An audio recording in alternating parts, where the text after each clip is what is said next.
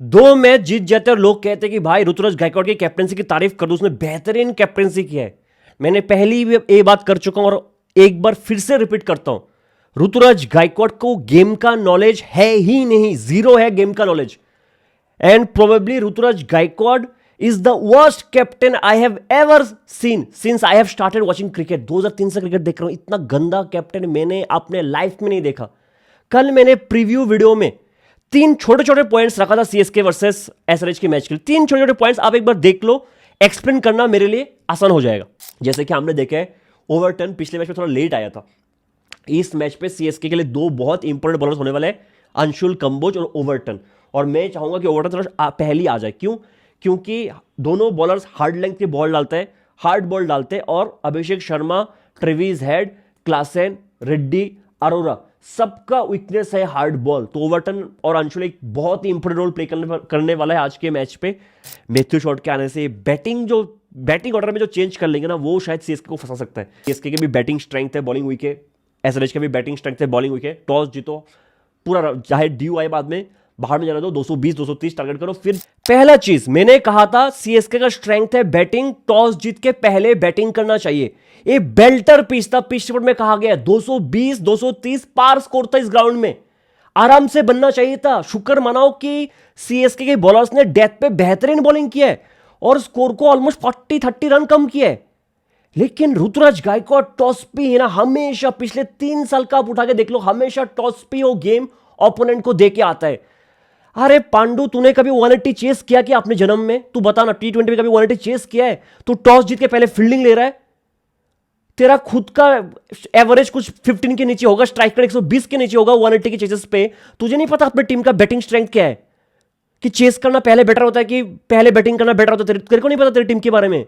हर बार flat pitch पे toss जीत के fielding लेता है, जबकि उसको पता है उसका टीम का स्ट्रेंथ है पहले बैटिंग करना।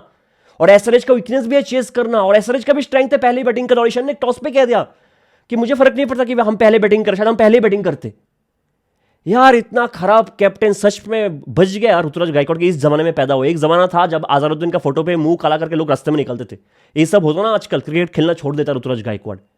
लेकिन गलती ऋतुराज गायकवाड़ की नहीं है, गलती एमएस धोनी की। उनको रिटायरमेंट ले लेना चाहिए, पहली बात ये। और लेने से पहले उनको शर्म आना चाहिए कि उन्होंने ऋतुराज गायकवाड़ को कैप्टन बनाया। और एटलीस्ट जाने से पहले भूल सुधारो, इसको निकालो टीम से और आयुष मात्रे या संजू सैमसन को कैप्टन बनाओ। उसके बाद हम हारना डिजर्व करेंगे।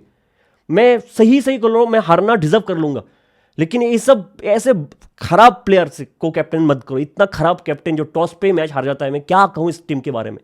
दूसरा पॉइंट मैंने क्या रखा था कि ओवरटन को पहले बॉलिंग के लाओ। जैसे अपने पिछले मैच पे ओवरटन को ऑलमोस्ट आप मिडिल और डेथ पे यूज कर रहे हो, इस मैच पे मत करो। क्योंकि एसआरएच के ऑलमोस्ट हर बैट्समैन, 4-5 बैट्समैन का वीकनेस है hard ball, short of the good length में hard ball, short ball, bouncer. और ओवरटन 145 150 से हार्ड बॉल डालता है, पहले लेके आओ। आरसीबी वर्सेस एसआरएच के मैच पे जेकब डफी को रजत पाटीदार ने 4 ओवर लगातार दिया था, उसे शायद 2 या 3 विकेट लेके भी जाता हार्ड बॉल से। कल ओवरटन 3 विकेट हार्ड बॉल से लेता है, short of the good length short ball से।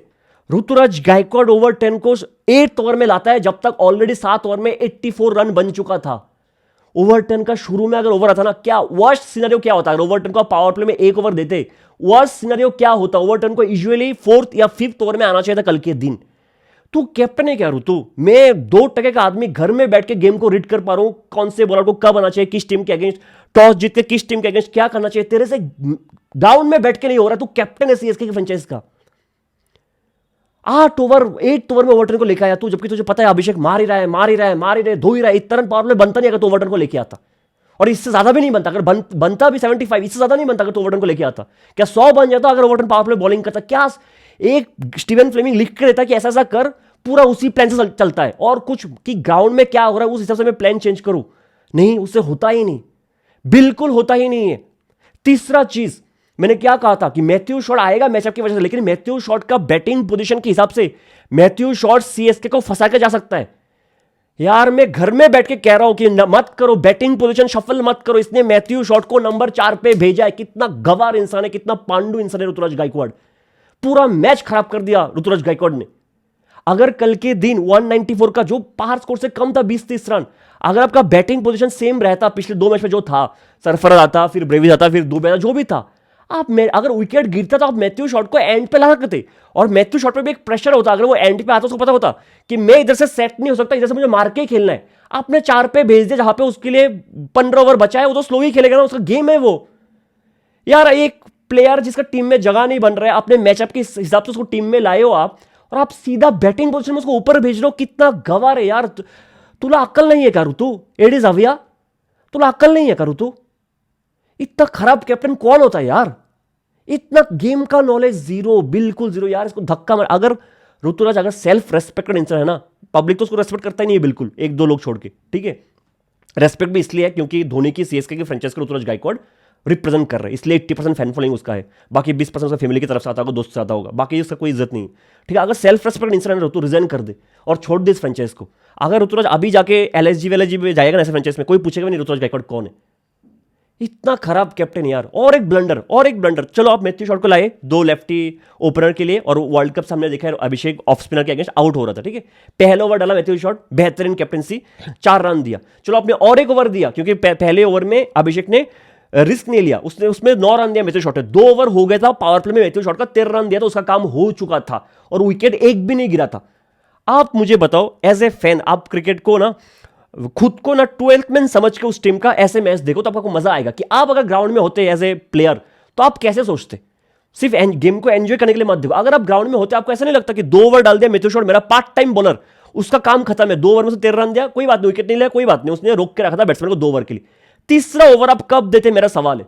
तीसरा ओवर कोई भी जिसके पास दिमाग है, बेसिक दिमाग है, जो ऋतुराज गायकवाड़ के पास नहीं है, कोई भी तीसरा ओवर मैथ्यू शॉट को तब देता जब अभिषेक और ट्रेविस हेड में से कोई एक आउट हो गया, ईशान किशन एक नया लेफ्टी बस क्रीज पे आया है, तो 3rd ओवर बनता था।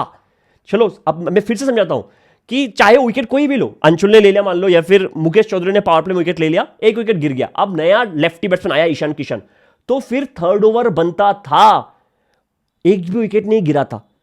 पेसर को बस टेक ऑन करना शुरू किया था अभिषेक शर्मा ने, उसने 2 ओवर देख के आपका इज्जत रखा है कि नहीं मैं 2 ओवर मैथ्यू शॉट का रिस्क नहीं लूंगा। आपने 3rd ओवर मैथ्यू शॉट को दिया, 25 रन खाया, इतना टेरिबल कैप्टन से। आप मुझे बताओ क्या इस आईपीएल में अभी तक कोई कैप्टन ने पावर प्ले में 3 ओवर स्पिनर्स को दिया है?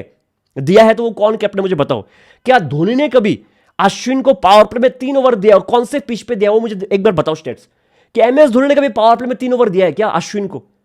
अश्विन फिर भी तो बॉलर है, he is a part timer यार। मैथ्यू शॉट 2 ओवर अपना काम कर चुका था, तीसरा ओवर दे रहे हो सेट बैट्समैन के सामने, जबकि एक नया बैट्समैन लेफ्ट आया भी नहीं है। ब्लंडर्स ऋतुराज गायकवाड़ को धक्का मार के टीम से निकालो यार प्लीज, और इस टीम को बचा लो। इसकी वजह से इसको ना फील्डिंग आता है, इजी कैच छोड़ता है, उसको ना बैटिंग आता है, इसको ना कैप्टनसी आता है। इस टीम में है क्या ना, मतलब कुछ भी नहीं करता है वो। इसकी वजह से रामाकृष्ण घोष, अमन खान, उर्विल पटेल खेल नहीं पा रहे। ये कैप्टनसी कोटा से खेल रहा है। और एक जो गलत चीज उसने किया है कल के दिन, उसने एक अपर कट ट्राई किया, शायद रेड्डी का बॉल था, जिसका भी बॉल था, अपर कट ट्राई किया। अगर वो खड़ा होता सीधा बॉल से जबरे पे गिरता। शुरू में पावर प्ले की बात कर रहा हूं। उसने वाइड के लिए रिव्यू लिया। कल अगर ये रिव्यू उसने वेस्ट कर गया, कल अगर कोई बैट्समैन नॉट आउट था लेकिन वो रिव्यू ले नहीं पाता, इसके बैट्समैन की रिव्यू वेस्ट कर गया ना, ऋतुराज का चड्डी उतर देता मैं। इतना गंदा रिव्यू। तेरे को एक रन से तू क्या कर लग रहे हो, तू क्या कर लेगा एक्स्ट्रा बॉल से? तू तेरे से बैटिंग होता है क्या? एक फालतू का कोई नॉलेज है नहीं गेम का, वाइड का रिव्यू ले रहा है शुरू में आके पावर प्ले में, चौथे तीसरे ओवर में यार। इतना घटिया कैप्टन मैंने जिंदगी में नहीं देखा, इतना घटिया प्लेयर। जब से मैं पहले कह रहा हूं, जब से 2024 से एसआरएच ने T20 का गेम चेंज कर दिया ना, तब से Ruturaj Gaikwad has to be the worst T20 batsman of all time. उसको पता ही नहीं लग रहा कि T20 में बैटिंग कैसे करना 2024 से। यार लंबा खेल या फिर ब्लाइंड थ्रोइंग कर, तेरे से वो भी नहीं होता। कैप्टन से तो छोड़ दे यार ऋतु, छोड़ दे। तेरे ऋतुराज कैसा आया आपको पता है ना, सीएसके की टीम से कैसा आया? केदार जाधव जो उसका दोस्त था, सीनियर था महाराष्ट्र से, उसने रिकमेंड किया था धोनी को कि ये लो, ये अच्छा है यंगस्टर। ये आया, फिर उसको मौका दिया 2020 के एंड में, फिर 2021 अच्छा गया, 22 अच्छा गया, फिर आया वो। उसका half of the fan following, half नहीं 90% फैन फॉलोइंग इसके लिए है क्योंकि वो सीएसके से फ्रेंचाइज को वो रिप्रेजेंट कर रहा है। ठीक है, शुक्र मना ऋतु कि चेन्नई के फैंस अच्छे हैं, है ना, फोटो जलाता नहीं है। अगर तू उस जमाने में पैदा होता ना, तेरे को अभी टीम से होटल में आके शायद लोग तेरे को गाली देते। ऐसा हाल है। युवराज सिंह, धोनी जैसे लोगों को पत्थर मारते थे घर में जाके। तेरा तो तू छोड़ ही दे ऋतुराज गायकवाड़, तू इतना खराब कैप्टन है। ठीक है, ब्लाइंडर्स मतलब क्यों है इस टीम में किसी को नहीं पता। उसको खुद को अगर पूछो ना, एक ही बॉल वाज ग्रिपिंग, एक अच्छा पार्टनरशिप हम चेस कर लेते, 10 ओवर के हम मैच पे थे। यार तू क्या किया है ये बता ना। तू क्या किया टॉस पे? तुझे पता है अपना स्ट्रेंथ है, पहले बैटिंग करना, टॉस जीतता है तो। टॉस हारता तो अलग बात था यार ऋतुराज गायकवाड़। चलो थोड़ा मैच पे आते हैं, ठीक है। दूसरा चीज, ईशान किशन का मुझे समझ में नहीं आता, एक बेसिक नॉलेज ईशान किशन के पास नहीं है। उसने कल फिर से टॉस में कहा कि मधुशंका आज डेब्यू करेगा, करके लियाम लिविंगस्टन को लेके आया। इससे पहले बोला था प्रफुल्ल हिंगे डेब्यू करेगा एक मैच पे और फिर जयदेव उनथर को लेके आया। डेब्यू तब होता है जब उसका नाम परमानेंट प्लेइंग 11 में हो। अगर कोई प्लेयर का नाम इंपैक्ट में है, आप उसको डेब्यू नहीं कह सकते until unless he came for you. Impact player situation के ऊपर डिपेंडेंट है। अगर बैटिंग चाहिए बैट्समैन लेके आओगे, बॉलर चाहिए तो बॉलर लेके आओगे, जो भी जैसा भी है। जब तक वो फिक्स्ड प्लेइंग 11 में नहीं होता उसका डेब्यू कहा नहीं जाता टॉस पे। ठीक है, 2 बार बार बार ऐसे इरिटेट मत करो कि मधुशंका आएगा बोल के लियाम लिविंगस्टन को लेकर आ गए। ठीक है, ये सब मत करो। लेकिन कल मुझे सबसे मजा आया ना, 4 टीम खेले कल के दिन, 2 मैच हुए, चारों टीम ने जो डेथ बॉलिंग किया ना, ब्रिलियंट। ऐसा डेथ बॉलिंग एक ही दिन में मैंने कभी नहीं देखा, चाहे दिल्ली की तरफ से हो, चाहे आरसीबी की तरफ से हो, चाहे सीएसके की तरफ से हो, चाहे एसआरएच की तरफ से हो। Brilliant death bowling. थोड़ा सा शुरू से आता हूं। मैथ्यू शॉट को 2 ओवर रेस्पेक्ट दे दिया, अभिषेक शर्मा ने थोड़ा टाइम लिया, जो बेहतरीन मैच्योरिटी दिखाया। उसके बाद उसने पेसर्स को टेक ऑन करना शुरू किया था। फिर ऋतुराज गायकवाड़ 3rd ओवर देते, उधर 25 रन मैथ्यू शॉट खाता है। मुकेश चौधरी आके पावर प्ले के लास्ट ओवर पे एक फुल टॉस पे ट्रेविस हेड को आउट करता है और फिर एक नथिंग शॉट था ईशान किशन का, वो भी आउट 75 for 2। उधर से एक ओवर 8th ओवर शायद नूर का था, 7th ओवर शायद नूर का था, 8th ओवर में ओवर्टन आया था। Overton is brilliant, hard ball डाल रहे 140-155 में। That review by Sanju Samson was good. Abhishek Sharma ने बेहतरीन 15 बॉल 50 लगा के गया है। सब सही चल रहा था। उधर से एक अच्छा पार्टनरशिप था, क्लासन अभी फॉर्म पे आ रहे हैं। एक टाइम पे ना, अगर आप देखो एसआरएच का स्कोर कितना था, 14 ओवर के बाद 148 for 5, 10 के ऊपर का रन रेट था। इधर से कम 220-230 बनना चाहिए था, लेकिन इधर से जो डेथ बॉलिंग एग्जीक्यूट किया है ना, मेरा फिर से और एक प्रेडिक्शन बहुत अच्छा गया है। मैंने कहा था नेथन एलिस जब रिप्लेस हुआ था कि अंशुल कंबोज सीएसके का बेस्ट डेथ बॉलर बन के निकलेगा, आप उसको ग्रूम करो। और जो 2 ओवर अंशुल कंबोज ने डेथ पे डाला है, 2 ओवर पे, एक ओवर में शायद वो 18th ओवर जहां पर उसने 5 यॉर्कर डाला है और लास्ट ओवर में शायद 2 या 3 यॉर्कर डाला है। 9 रन दिया है 2 ओवर में डेथ पे और 3 विकेट लिए है। Kamboj has been brilliant throughout this series, throughout this tournament he has been brilliant. Round 2 के डाल के क्या यॉर्कर्स एग्जीक्यूट कर रहा है। ये जो मैच बना के दिया ना, कंबोज ने बना के दिया इस बेल्टर पिच पे आपको डेथ पे अच्छा करके। उसका कल अगर सीएसके मैच जीता, कंबोज को मैन ऑफ द मैच मिलता, लेकिन उसका लक इतना खराब है कि ये ऋतुराज गायकवाड़ के अंडर खेल रहा है। ठीक है, दूसरा चीज, गुरजप्पी was also good and Overton was really good. Captaincy इतना खराब कि 3 ओवर मैथ्यू शॉट को दे दिया तो अंशुल कंबोज को 4था ओवर कभी नहीं मिला। ठीक है, तो आप समझ सकते हो कि कितना अच्छा कैप्टन ऋतुराज गायकवाड़ है। लेकिन बेहतरीन कमबैक करवाया, 148 for 5 14 ओवर के बाद से सिर्फ 194 बनाता है। एसआरएच का मुझे लगता है कि लास्ट 2 मैच इनके बॉलिंग यूनिट ने उनको जिता के दिया, जबकि बैटिंग इनका स्ट्रेंथ और बॉलिंग अच्छा कर रहे थे, ग्रेट न्यूज। लेकिन बैटिंग पे वंस अगेन आप थोड़ा एक्सपेक्ट करोगे रेड्डी थोड़ा और कंसिस्टेंट हो जाए। सलील अरोड़ा अभी तक खोल के नहीं आया है। अनिकेत वर्मा पहले मैच में अच्छा करा, उसके बाद थोड़ा लग रहा है कि नहीं, फॉर्म में नहीं है। तो आप एक्सपेक्ट करोगे, क्योंकि हर टीम के साथ सीएसके है इसलिए आप जीत जाते हो। ठीक है, और हर टीम राजस्थान की तरह शुरू में शायद गलती नहीं करेगा। तो आप चाहोगे कि आपका बैटिंग यूनिट क्लिक कर, जो आपका स्ट्रेंथ है, फिर आप बेहतरीन कर सकते हैं टूर्नामेंट में। अभी आपके बॉलर्स अच्छे लग रहे हैं। Even Shivan Kumar was doing literally good. ठीक है, अब इस चीज पे आते हैं संजू सैमसन रेड्डी का। कल वरुण एरोन मिड इनिंग्स पे शायद वरुण एरोन का बात हो रहा था कमेंटेटर से, उसने कहा कि रेड्डी ने इस कैंप से पहले, आईपीएल कैंप से पहले, कोई तो फॉरेन ट्रेनर जो आपके बायोमैकेनिक्स पे काम करते, उसके साथ काम किया और अपना पेस बढ़ाने में बहुत ज़्यादा ट्रेनिंग किया और उसका पेस बढ़ा है। और आके पहले संजू के शॉट द गुड निकल के आउट करता है। 5th ओवर ऋतुराज गायकवाड़ के बाउंसर मारते हैं, ऋतुराज गायकवाड़ आउट। और एक्सप्रेशन तो ऐसा कि अरे यार मैं कैसे आउट हो गया, मैं तो भाई सचिन तेंदुलकर, विराट कोहली, सुनील गावस्कर को, बड़े बड़े बैट्समैन को पानी पिलाने वाला ऋतुराज गायकवाड़ उधर से कुछ नहीं कर पाया, वो आउट हो गया। लेकिन आयुष मात्र ने क्या खेला है यार। कल अगर उसको वो हैमस्ट्रिंग में क्रैम्प नहीं आता, शायद मैच का रिजल्ट कुछ और हो सकता था। ब्यूटीफुल बैटिंग हर मैच में। पहला मैच अगर छोड़ दो जिसमें वो शार्प बाउंसर आ गया था नंडरे बर्गर का, क्या बैटिंग करे आयुष मात्र, आउटस्टैंडिंग। एक तरफा कर दिया था गेम को जब तक था वो, पावर प्ले में गेम को दूर लेके चला गया था। ठीक है, फिर उसका हैमस्ट्रिंग आया, फिर वो जितना भी शॉट लगा ना, आप इस पैर को कभी स्ट्रेच नहीं कर सकते, वो पावर आप जनरेट नहीं कर सकते जब इस फ्रंट फुट पे आपका इतना बड़ा क्रैम्प आ जाए। ठीक है, उधर वो आउट हो गया। लेकिन जो बैटिंग अपने पोजीशन शिफ्ट किया है मैथ्यू शॉट में, इसका गलती मानता नहीं है, तो उसका नेचुरल गेम है यार। ऋतुराज गायकवाड़ ने इसको क्यों भेजा ऊपर, ये गलती है। ठीक है, फिर भी 11th ओवर के बाद सीएसके 10 ओवर के बाद सीएसके 111 for 3 था। इधर से भी आपको मैच जीतना चाहिए था, लेकिन मैथ्यू शॉट एक के बाद एक डॉट बॉल खेलता गया और ऑपोजिट साइड में जो भी थे स्ट्राइकर में उस पर प्रेशर बढ़ता गया, फिर वो लोग फालतू शॉट खेल के आउट हो गए। लेकिन जो बॉलिंग सकीब हुसैन, हमने पहले मैच में कहा है, प्रफुल्ल हिंगे शायद पावर प्ले में अच्छा करेगा, लेकिन सकीब के पास ज़्यादा वेरिएशन है, वो बेहतरीन बॉलिंग कर सकता है मिडिल पे, डेथ पे, हर फेज पे। उसने 2 ओवर डाला है डेथ पे, 15th और 17 सकीब ने। एक ओवर में 6 रन दिया है, 15 पे 17 ओवर पे 6 रन दिया, 2 ओवर पे 12 रन दिया। ब्रिलियंट बॉलिंग के। इनफैक्ट प्रफुल्ल हिंगे कल मार जरूर खाया जब आयुष पता था, लेकिन लास्ट ओवर में उसने सिर्फ ब्लॉक होल पे बॉलिंग कर, ब्रिलियंट बॉलिंग की है, क्योंकि ओवरटन पावर हिटिंग कर सकता है लेकिन उसको बैट खुलने का मौका ही नहीं दिया, हर बॉल ब्लॉक होल पे था। ठीक है, तो that was some great death bowling. कल अगर कोई पेस बॉलर है जिसको फास्ट बॉलिंग बहुत पसंद है, कुछ स्किल देखने को मिला है चारों टीम से भुवनेश्वर कुमार, हेजलवुड, रशिदर सलाम, एक रोमेरो शेफर्ड ने काम खराब किया इस तरफ से, वरना हर डेथ बॉलर ने बेहतरीन किया। सीएसके मैच 10 रन से हार जाता है, हारना इनका बनता है। ऋतुराज गायकवाड़ की औकात के बाहर है 180 प्लस चेस करना, ठीक है, लेकिन टॉस जीत को क्या कर लेते हैं, फील्डिंग। बेहतरीन कैप्टन ऋतुराज गायकवाड़, और ये बार बार किया, हमने पिछले साल भी बात किया था कि मत कर पहले फील्डिंग मत कर, लेकिन वो टॉस जीत हमेशा फील्डिंग करता है। सीएसके के लिए मुझे नहीं पता कि सबसे बड़ा वीकनेस तो, सबसे बड़ा दुश्मन, सबसे बड़ा वीकनेस ऋतुराज गायकवाड़ है, उसको पहले बाहर करो फिर एक टीम क्या होता है। और स्टीवन फ्लेमिंग का भी मुझे पता नहीं, कुछ बोलता नहीं है कि फिर उसका ही प्लान है, क्या करते हैं दोनों एक शांत का स्वभाव के इंसान है जिन पे एग्रेशन है ही नहीं। Too bad for this team, ठीक है। और धोनी को खुद अपना सर फोड़ना चाहिए वॉल पे कि कैसे कैप्टन बना दिया मैंने, किसको बना दिया, ठीक है। अभी भी मौका है, बाहर करो उसको। मैं लाना था एसआरएच के बॉलर्स पे, प्रफुल हिंगे, शकीब के पे एक बाउंसर नहीं मारा ऋतुराज के बॉडी पे कि इसका इंजर करके एटलीस्ट इंजर होकर बाहर हो जाए, कोई बहाना तो मेरे उसको बाहर करने का, ठीक है। वरना सीएसके का काम खत्म है, देखते क्या करते हैं आगे जाके, ठीक है। क्या ही कर लेगा, ठीक है, इधर से क्वालिफाई भी कर लेगा तो कैसे कर लेगा देखते हैं हम, देखेंगे कैसे करते हैं, ठीक है। दूसरे मैच पे आते हैं, आरसीबी वर्सेस डीसी। उधर भी मैंने कहा था दो चीज़, कि अक्षर पटेल को टॉस जीत के पहले बॉलिंग करना चाहिए। आरसीबी को फर्क नहीं पड़ेगा तो टॉस से, लेकिन दिल्ली के पास एक ही चांस है जीतने का, वो है टॉस जीत के पहले बॉलिंग करो, आरसीबी को 200 के आसपास में रोक दो, 200 के नीचे 200 के आसपास में रोक दो। दूसरा चीज मैंने कहा था, वही टीम जीतेगा कल के दिन जिसके स्पिन डुओ बेटर करेगा, अक्षर कुलदीप या फिर कृणाल सुयाश, जिसका स्पिन डुओ बेटर करेगा वही जीतेगा। और अगर आप स्टैट्स देखो, कल अक्षर और कुलदीप ने 7 ओवर डाल के 50 रन देके 4 विकेट लिया है, जहां पे कृणाल और सुयश ने 7 ओवर पे 55 देके 2 विकेट लिया है। तो एक वन सेकेंड सच निकला मैं, जिनके स्पिनर्स ने ज़्यादा बेहतरीन किया है वही जीता है। लेकिन मुझे ऐसा लग रहा है कि दिल्ली शायद ट्रॉफी नहीं उठा पाएगा। अगर सेकेंड हाफ में पिचेस थोड़ा स्लो होगा तो शायद दिल्ली के चांसेस बनेगा, क्वालिफाई कर जाएगा शायद, लेकिन ट्रॉफी उठाने वाला टीम मुझे नहीं लग रहा है। मैं एक्सप्लेन करता हूँ क्यों, ठीक है। एक, ये लोग डोमेस्टिक में और पिछले 2 सीजन में बेहतरीन परफॉर्म करने वाला अभिषेक पटेल को टीम से बाहर रख रहे हैं। इनका इंपैक्ट बैट्समैन कब कौन होता है किसी को नहीं पता। तीसरा, इंपैक्ट बैट्समैन आने की बात भी इनके पास सिर्फ 7 ही बैट्समैन है, 8 पे बैट्समैन है नहीं। बाकी टीम के पास 8 में बैट्समैन होते हैं, फिर 9 पे एक प्लेयर आता है जो थोड़ा बहुत बैटिंग कर सकते हैं, इनके पास 7 पे बैटिंग खत्म।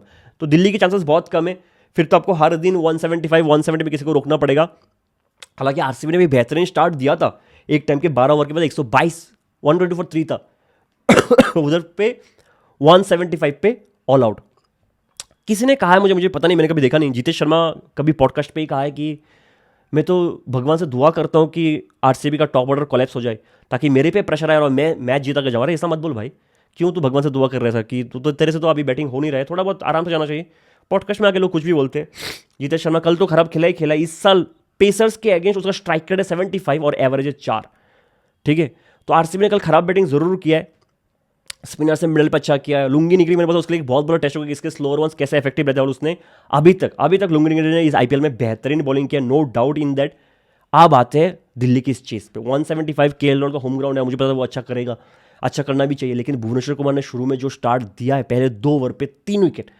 आप दिल्ली का और एक डिसीजन देखो, उन्होंने जो इंपैक्ट प्ले कल भेजा है, किसको भेजा, करुण नेर, जिसका स्मैट में एवरेज 11 था और स्ट्राइक रेट 110 के आसपास, जिसको कर्नाटक भी व्हाइट बॉल फॉर्मेट में कंसीडर नहीं कर रहे। करुण नेर को क्यों भेजा? अगर आप अक्षर पटेल को पूछोगे उसका जवाब क्या होगा बताओ? करुण नेर को इसलिए भेजा कि उसका होम ग्राउंड है, शायद कंडीशन को बेटर जानता होगा। कभी भी आप जब टीम सिलेक्ट करते हो, आप अपना बेस्ट प्लेइंग 11 खिलाते हो या फिर ऐसा सोचते हो कि इसका होम ग्राउंड है, जानता होगा, इसको खिला देता हूं। बहुत ही स्टूपिड डिसीजन था, बहुत ही स्टूपिड डिसीजन। ऐसा करोगे आप ट्रॉफी टच नहीं कर पाओगे, टू बी वेरी ऑनेस्ट, ठीक है। बाकी दिल्ली की मर्जी, जब चाहे जिसको बेचता है, लेकिन Bhuvneshwar Kumar outstanding in the beginning. फिर बीच में एक पार्टनरशिप हुआ अक्षर पटेल और स्टब्स का, जो गेम को दूर लेके गया। फिर अक्षर पटेल को हैमस्ट्रिंग, कल सबको पता नहीं हैमस्ट्रिंग पे लग रहा था। गर्मी बहुत है, हालांकि बेंगलोर में बहुत गर्मी है, अभी मैं भी बेंगलोर में हूँ, तो बेंगलोर में बहुत गर्मी है तो थोड़ा मुश्किल हो जाता है। लेकिन एक टाइम पे जो बॉलिंग किया ना, एक केएल राहुल में बोलना चाहूंगा, वो हेजलवुड को शुरू में बहुत अच्छा खेलता है, कल भी बहुत अच्छा खेला। पिछले साल भी हेजलवुड को शायद 1 ओवर में 22 या 23 रन मारा था, that is a good sign, उसने अच्छा बैटिंग किया था। विराट कोहली का अच्छा कैसा फील्ड साल तो बेहतरीन फील्डिंग कर ही रहा है।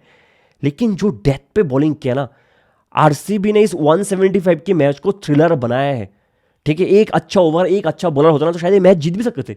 14, 15, 16, 17 इन 4 ओवर पे डेथ पे सिर्फ 22 रन दिया आरसीबी के बॉलर्स ने।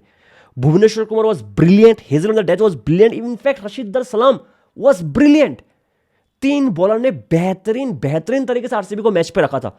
बीच में लगा था जब अक्षर और स्टब्स के बीच पार्टनरशिप हुआ, मैच दूर चला गया दिल्ली इससे आरसीबी से, लेकिन ऐसा हुआ नहीं, इन्होंने गेम पे रखा है। अब लोग कह सकते हैं कि शेपर्ड को लास्ट ओवर देने की क्या जरूरत था, सुयश से इससे पहले 1 ओवर करवा लेते, फिर शायद किसी और को 1 ओवर बचा होता। ऐसा नहीं होता है, ठीक है। आपको ये चीज़ समझना पड़ेगा कि जब एक कम टारगेट को आप डिफेंड कर रहे हो ना, हमेशा आप चाहते हो कि आपके बेस्ट बॉलर्स आए जल्दी से जल्दी, और जितना ज़्यादा विकेट लोगे आप जल्दी से जल्दी, उतना आपको मैच जीतने का चांसेस है। दूसरा चीज़, जितना आपके बेस्ट बॉलर्स डेथ पे शुरू में खत्म कर लेंगे ना, उतना लास्ट के लिए रन बचेगा, ठीक है। तो आप ऐसे ही कैप्टनसी करते हो। रोमोरियो शेपर्ड मुझे लगा आके शायद ऑफ कटर डालेगा, वाइड आउटसाइड ऑफ, या फिर ऑफ कटर शॉर्ट बॉल, इसको जो प्रसिद्ध किशन डाल रहा था इसको डेविड मिलर को, लेकिन सीधा फुल टॉस डाला है, ठीक है। यॉर्कर के लिए गया था, यॉर्कर ट्राई करने की कोशिश, मतलब ट्राई करना नहीं चाहिए था, यॉर्कर के लिए गया, फुल टॉस गिरा, और डेविड मिलर एटलीस्ट एक मैच हरा के एक मैच आपको जिता के दिया है, वरना लग रहा था मैच दूर जा रहा है। तो that was good from David Miller, that was brilliant, ठीक है। लेकिन बहुत अच्छा मैच था, और आरसीबी ज़्यादा टेंशन नहीं लेगा, लेकिन फिर ये जीतेश का फॉर्म एक कंसर्निंग है। दिल्ली के लिए मुझे जो डर है ना कि बॉलिंग इनका बेहतरीन सॉलिड है, अभी तक मैंने जितने भी मैचेस देखे सबसे अच्छा डेथ बॉलिंग अगर किसी टीम ने किया कंसिस्टेंटली वो दिल्ली है शायद, ठीक है।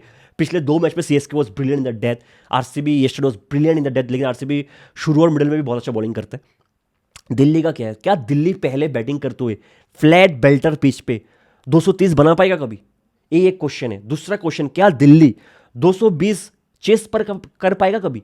दोनों चीज़ों में मुझे अभी डाउट है, ठीक है। क्या इनका बैटिंग यूनिट ऐसे क्लिक करेगा? अभी तक नहीं लगता, क्योंकि वो लोग हर मैच थोड़ा मर मरा के जीत रहा है, या फिर बॉलिंग की वजह से जीत रहा है कन्विंसिंगली। 220 230 ऐसा वाला वो लोग चेस कर नहीं पा रहे, फिर बना नहीं पा रहे पहले बैटिंग करते। तो मुझे लगता है कि दिल्ली को बैटिंग पे इंप्रूवमेंट दिखाना पड़ेगा।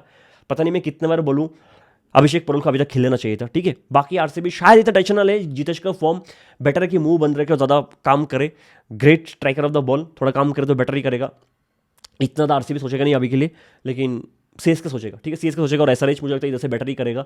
एटलीस्ट ईशान किशन ये ना बोले कि ये डेब्यू कर रहे वो डेब्यू कर रहे, उसका बोल के किसी और को खिला दे, ऐसा नहीं हो सकता। मिलते हैं अगले वीडियो में, तब तक के लिए जय हिंद।